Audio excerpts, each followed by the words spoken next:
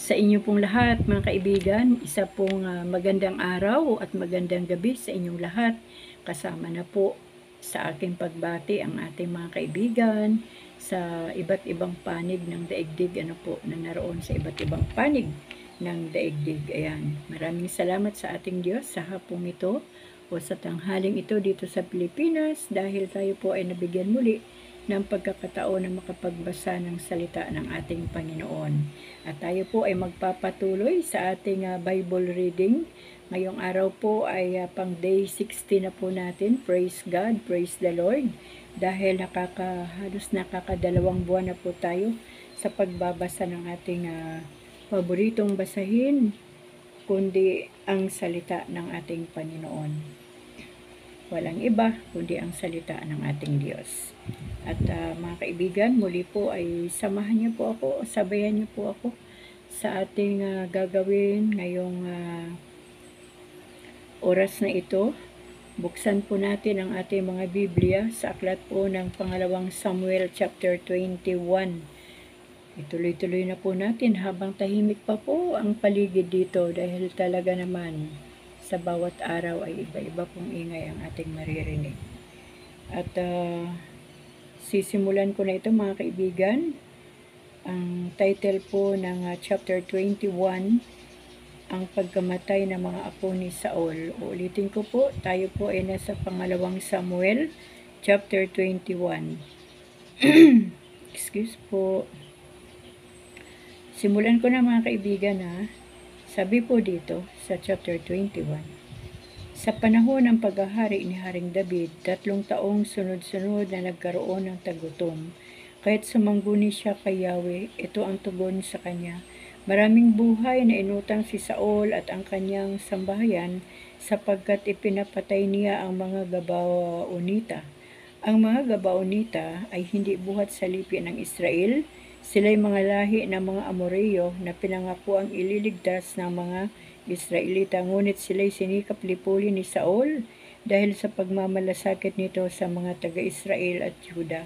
Ipinatawag ni David ang mga Gabaonita at tinanong, ano ang maipaglilingkod ko sa inyo upang mapagbayaran ang kasalanan sa inyo ng aming bayan at nang sa gayon ay mapawi ang iyong galit at idalangin kami na pagpalain ni Yahweh. Sumagot sila, ang sama ng loob namin kay Saul at kanyang sambahayan ay di kayang tumbasan ng ginto at pilak, ngunit wala kaming karapatang pumatay ng sinuman sa Israel. Kung gayon, ano ang dapat kong gawin para sa inyo? Tanong ni David. Sumagot sila, pinagtangkaan po ni Saul na lipulin kami ng lubusan sa Israel, kaya ibigay ninyo sa amin ang 7 anak na lalaki ng taong iyon at dadalhin namin sila sa Gabaa at papatayin namin sa harapan ni Yahweh. Oo, ibibigay ko sila sa inyo, tugon ni David. Ngunit dahil sa sumpa ang ginawa ni na David at Jonathan, iniligtas niya si Mephiboset, ang apo ni Saul, kay Jonathan. Ang ibinigay ng hari ay sina Armoni at isang Mephiboset din ang pangalan. Mga anak ni Saul kay Rispa na anak ni Aya at ang 5 anak ni Adriel kay Mirab. Si Mirab ay anak ni Saul at si Adriel na may anak ni Barzillai na taga Meholat. Ibinigay ni David sa mga Gabaonita ang 7 ito at sila'y sama-samang pinatay sa bundok sa harapan ni Yahweh. Nangyari ito nang nagsisimulang anihin ang sibada. Sa buong panahon ng anihan hanggang dumating ang tag-ulan ni Rispa, ay di na umalis sa kinaroroonan ng mga bangkay. Gumawa siya ng isang habong na sako sa ibabaw ng isang malaking bato at binantayan ang mga bangkay upang di makain ng mga ibon at mailap na hayop.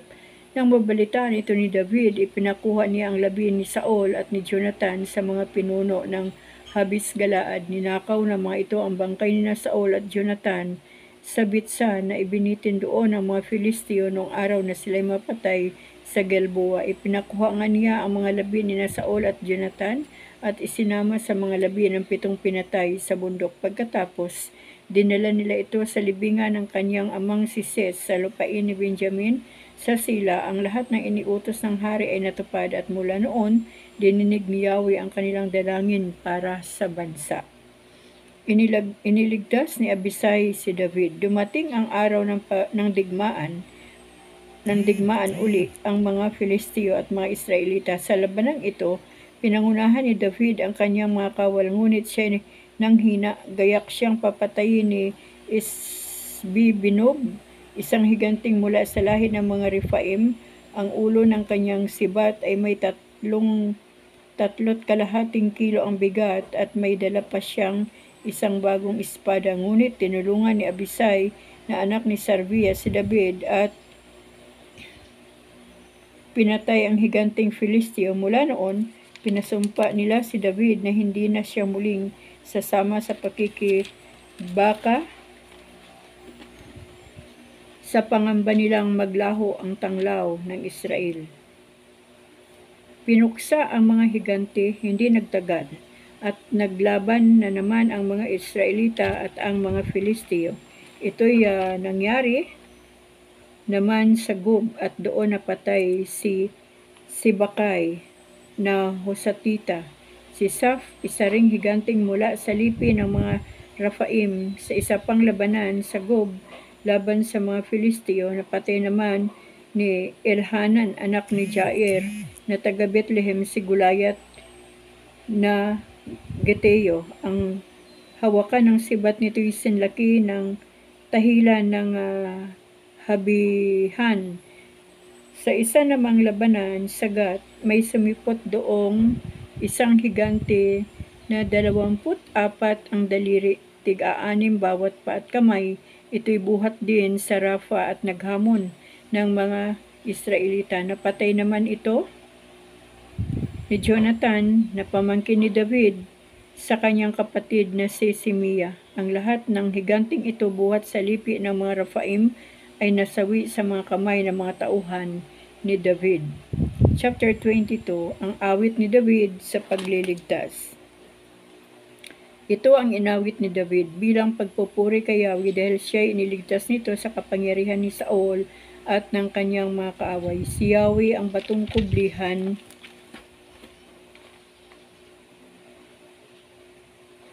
matatag na muog na aking sanggalang. Siya ang muog kong pinanganganlungan. Sa kanyang piling ay may kaligtasan. Siya ay aking baluting matibay. Sa mga marhas ay siya kong sanggalang. Kay Yahweh ay lagi akong tumatatag. Laban sa kaaway ako'y maliligtas. Purihin si Yahweh sa lahat ng oras. Kay dalas manganib nitong aking buhay, binabaka ako niyong kasamaan. Nabingit na ako sa aking libingan, sa mga patibong nitong kamatayan. Sa kagipitan ko ako ay tumawag. Ang Diyos na si Yahweh ay aking hinanap mula sa templo. Siya ay kanyang dininig ang aking pagsamo at mga paghibik. Nayanig ang lupa nang siya'y magalit at nauga pati sandigan ng langit. Nagbuga ng usok yaong kanyang ilong at mula sa bibig lumabas ang apoy. Hinawi ang langit na naog sa lupa, maitim na ulap ang tuntungang pababa. Sakay ng kerubin, mabilis lumipad sa bilis ng hangin, siya ay naglayag. Nagtago sa likod ng lambong ng dilim, makapal na ulap-ulap na maitim, at magmula roon gumuhit ang kidlat at sa harap niya ay biglang nagliwanag. Magmula sa langit si Yahweh ay sumigaw, narinig ang tinig ng kataas-taasan. Ang mga palaso niyang mga kidlat ng pakawalan niya ay nagsala sa labat. Sa sigaw ni Yahweh sa mga kaaway, sa apoy na galit niyang naglalatang ang tubig sa dagat ay halos maparam.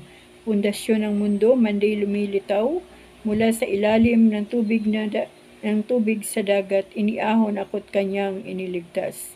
Iniligtas ako sa mga kaaway na di ko makayang mag-isang labanan. Sa kagipitan ko ako'y sinalakay, subalit si Yahweh yaong nagsanggalang. Ako'y iniligtas mula sa panganib. Sa habag sa akin ako ay sinagip. Ako'y pinagpalat ginantimpalaan dahil sa aking matuwid na buhay. Pagkat ang tuntunin ni Yahweh ay sinunod, di ako suminsay sa landas ng Diyos. Aking tinalima yaong kautusan, sinunod kong lahat sa buo kong buhay. Nalalaman niyang ako'y walang sala sa gawang masamay lumayo tuwina. Ako'y pinagpalat ginantimpalaan dahilan sa aking matuwid na buhay. Sa nangagtatapat, ikaw rin ay tapat. Sa mga matuwid kang ganap. Sa pusong malinis, bukas ka at tapat. Ngunit sa balakyot, hatol mo'y marahas. Inililigtas mo yaong mga aba, ngunit yaong hambog ay ibinababa. Ikaw po, O Yahweh, ang tanglaw sa akin, tanging patnubay ko sa daang madilim. Kung ikaw, O Diyos ko, ang aking kasama, anuman ang hirap ay nasasalunga. Sa paraan ng Diyos, walang maipintas. Pangako ni Yahweh ay pangakong tapat. Sa napakukopkop, siya ay kalasag. Maliban kay Yahweh, may Diyos bang iba? Ang tunay na kuta ay hindi bagat siya. Ang Diyos ang aking muog na kanlungan, ang nangangalaga sa aking daraanan. Paako'y pinatatag tulad ng sausa, sa kabundukan may nababakla. Sinanay niya ako sa pakikibaka, matigas mang busog, kaya kung mahila, ako'y iniligtas ng kanyang kalinga at sa tulong niya ako'y dumakila. Binigyan mo ako ng pagtataguan, kaya di matutop ng mga kaaway. Mga kaaway ko ay aking tinugis hanggang sa malipol, di ako nagbalik. Inutas ko sila at pinagsasaksak at sa paanan ko sila ay bumagsak. Pinalakas mo ako para sa labanan, kaya't nagsisuko ang aking kaaway. Mga kaaway ko iyong itinaboy, ang muhi sa aking pawang nangalipol. Hanap ay saklulo, walang nasumpungan, di pansin ni Yahweh sila tumawag man. Tinapakan ko sila hanggang sa madurog, pinulbos ko silang parang alikabok.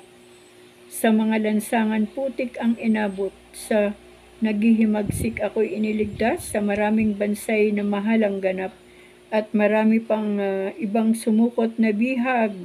Nangangayupapa ang mga dayuhan, kung marinig ako sila'y gumagalang.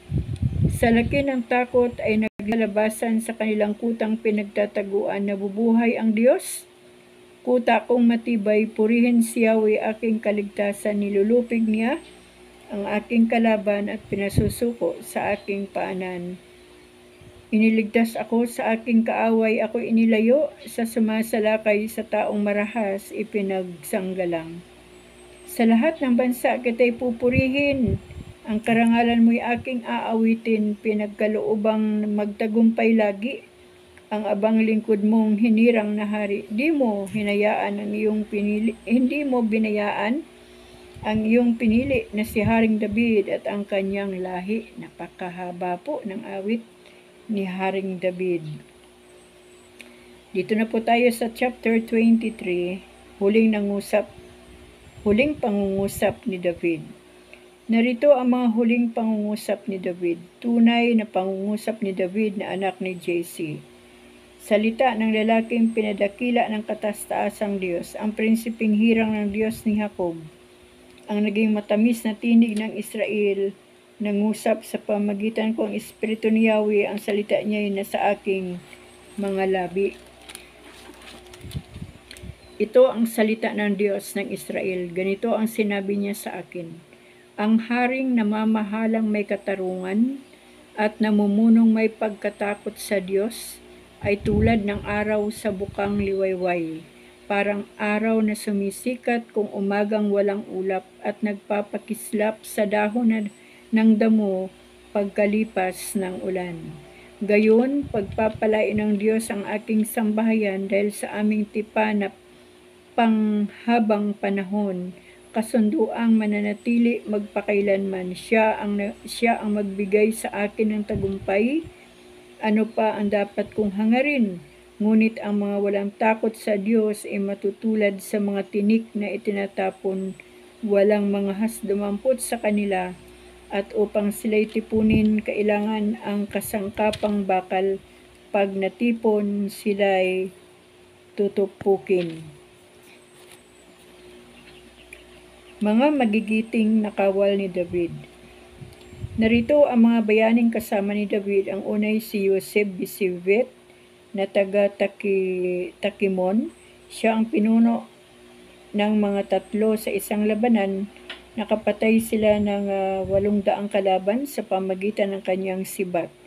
Ang pangalay si Eleazar na anak ni Dudo mula sa lahi ni Ahohi. Siya ang kasama ni David sa Pasdamim nang sila'y lusubin ng mga Filisteo. Napipila ng mga Israelita at nagsigurong liban kay Eleazar. Hinarap niya mag-isa ang mga Filisteo hanggang sa manigas ang kanyang kamay sa paghawak sa espada. Pinagtagumpay siya ni Yahweh ng araw na iyon nang tapos na ang labanan. Saka pa lamang bumalik ang kanyang mga kasamang kawal para samsaman ang mga kaaway na napatay niya. Ang pangatlo ay si Sama, na anak ni Agi, isang taga-Arar sa Lihi ay may isang bukid na may tanim na gisantes. Dumating ang mga Filisteo at doon nagtipon. Natakot ang mga taga roon at sila'y tumakas, ngunit dumating si Sama at tumayo sa gitna ng bukid upang ipagsanggalang ito. Napatay niya ang mga Filisteo sa tulong ni Yahweh. Pagsisimula ng anihan, 3 sa 30 matatapang na lalaki ang nagpunta kay David sa yungib ng Adulam. Nakahimpil naman noon ang isang pangkat ng mga Filisteo sa lambak ng Ephraim. Nang panahong yaon, si David ay nagkukubli sa isang kuta samantalang nakahimpil sa Bethlehem ang mga kawal na Filisteo. Dala ng matinding pananabik, nabigkas ni David ang ganito, "Sana'y makainom ako ng tubig buhat sa balon sa may pagpasok sa Bethlehem." Pagkarinig ng 3 matatapang na lalaki, nangahas silang lumusot sa mga bantay sa Filisteo at kumuha ng tubig sa balong na banggit. Dinala nila ito kay David, ngunit hindi siya uminom. Sa halip, ang tubig ay ibinuhos niya sa lupa bilang handog kay Yahweh. Sinabi niya, "Hindi ko maiinom ang tubig na pinamuhunanan ng buhay." Minsan pang nakilala ang tapang ng 3 bayani sa ginawa nilang iyon. Ang puno ng pangkat na binubuo ng 30 ay si Abisai, kapatid ni Joab, na anak naman ni Sarvia. Talagang kinilala siya ng mga tao sapagkat minsay pinuksa niya sa pamagitan ng sibat ang 300 kaaway. Ito ang dahilan kaya ginawa siyang pinuno ng pangkat, ngunit bagaman kinikilala, alangan pa siya sa 3 matatapang. Si Binaya na anak ni Joyadang, taga-Kabsel, ay naging bayani sa maraming pagkikipaglaban. Siya ang pumatay sa 2 lalaki na ipinagmamalaki ng Moab. Minsan ng panahong madulas ang lupa dahil sa yelo, lumusong siya sa balon at pinatay ang isang leon na naroon. Siya rin ang pumatay sa isang higanteng Ehipsyo. Bagaman ang sandata niya isa lamang batuta, naagaw niya ang sibat ng Ehipsyo at iyon na ang ipinatay nito. Iyan ang kaysaysayan ng bantog na si Binaya, ang labis na hinangaan at kaanib ng 30 sa pangkat na ito. Siya ay talagang kinikilala, ngunit hindi pa rin siya maipaparis sa ang 3 dahil sa kanyang tapang. Ginawa siyang sariling bantay ni David sa kanyang palasyo. Ito ang bumuo ng pangkat ng 30, si Asael, na kapatid ni Joab, si Elhanan na anak ni Dodo na taga Bethlehem, si Sama na isang Herodita, si Elika na Herodita rin,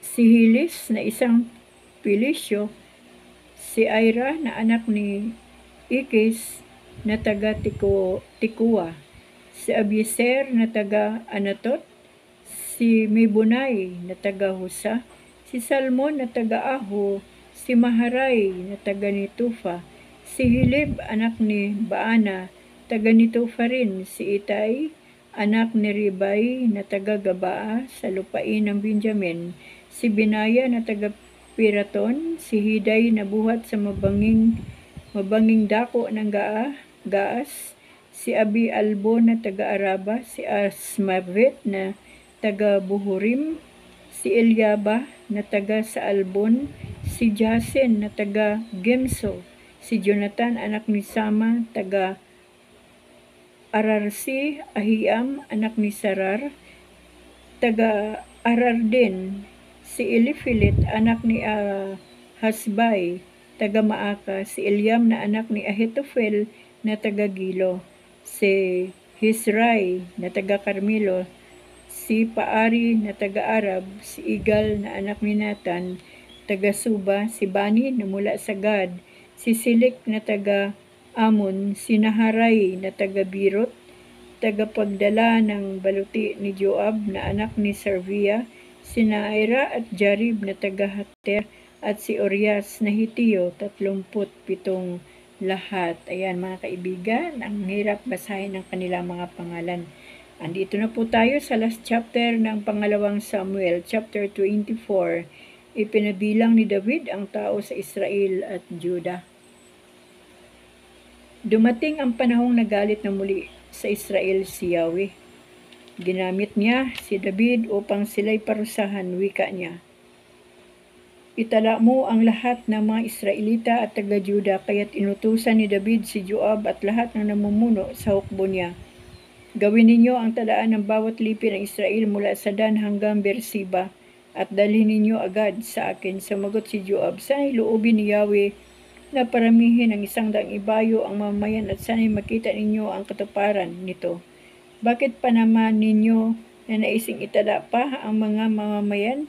Ngunit iginiit ni David ang kanyang utos, kaya't lumakad sila upang iitop din. Tumawid sila ng Jordan na nagsimula sila sa pagtatala sa Aroer, tuloy sa lungsod ng gitna ng kapatagan patungong Gad hanggang sa Jazer. Pagkatapos doon naman sila nagtala sa Galaad, tuloy sa Kadis sa lupain ng mga Hitiyo at nagtuloy hanggang sa Dan.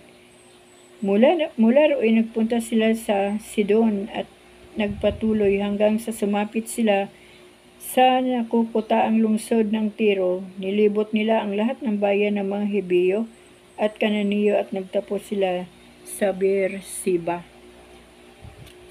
sa Negib ng Juda. Nagbalik na sila sa Jerusalem pagkatapos ng kanilang pagsisimso. Ang pagtatalang ito'y inabot ng 9 na buwan at 20 araw.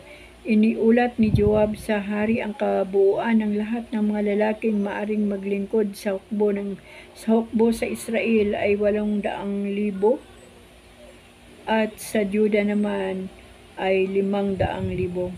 Matapos niyang ipatala ang mga tao, inusig siya ng kanyang budhi. Sinabi niya kay Yahweh, nagkasala ako ng malaki sa ginawa kong ito. Patawarin po ninyo ako sa aking kahangalan. Kinaumagahan, pagkagising ni David sa utos ni Yahweh, ay pumunta sa kanya si Propeta Gad. Sinabi nito kay David, ito po ang pinasasabi sa inyo ni Yahweh, mamili ka kung alin sa 3 parusang ito ang ibig mong gawin ko sa iyo. 3 taong tagutom sa iyong lupain, 3 buwang pag-uusig ng iyong mga kaaway, o 3 araw na salot. Alin ang gusto ninyo para masabi ko sa nagsugo sa akin? Sumagot si David, hirap na hirap ang aking kalooban sa nangyayaring ito. Yamang mahabagin si Yahweh, ang pipiliin ko'y ang tuwirang parusa niya, kaysa ako'y mahulog pa sa kamay ng mga tao. Kaya't si Yahweh ay nagpadala ng salot sa Israel, anupat mula sa Dan hanggang Beersheba. 70,000 tao ang namatay. Nangyari ito mula ng umagang iyon hanggang sa taning na panahon. Nang iunat ng anghel ang kanyang kamay upang puksain ang mga taga-Jerusalem, sinaway siya ni Yahweh. Nagbago ang pasya nito at sinabi, tama na, huwag mo nang ituloy. Ang anghel ni Yahweh ay nakatayo noon sa giikan ni Arauna, isang negosyo. Na makita ni David ang anghel, sinabi niya kay Yahweh, napakalaki ng pagkakasalang nagawa ko sa inyo at ang walang malay na mga tupang ito ang nagdurusa. Ako at ang aking sambahayan ang parusahan ninyo. Nang araw ring iyon, lumapit si Gad kay David at sinabi, gumawa kayo ng dambana para kay Yahweh sa giikan ni Arauna. Sinunod ni David ang utos ni Yahweh. Nang makita ni Arauna na dumarating ang hari kasama ang kanyang mga lingkod, sumalubong siya at nagpatira pa sa harapan niyon. Ano po kaya ang pakay ng kanyang kamahalan at dumalaw sa inyong abang lingkod? Tanong ni Arauna. Sumagot si David, bibilhin ko ang iyong giikan para pagtayuan ng dambana ni Yahweh upang mahinto ang salot. Hindi na po kailangan bilhin ito. Gamitin na po ninyo sa paghahandog. Tugon naman ni Arauna. Sinabi pa niya, mayroon po ako mga turo dito, ito na po ang inyong ihandog, ang paragos po namang ito at mga pamatok ay gawin na po ninyong panggatong nang maibigay niya ang lahat ng ito ay dinugtong pa niya, maging kalugod-lugod nawa ang inyong handog kay Yahweh na inyong Diyos. Ngunit sinabi ng hari, hindi maaari, babayaran ko ito sapagkat hindi ako maghahandog kay Yahweh ng walang puhunan.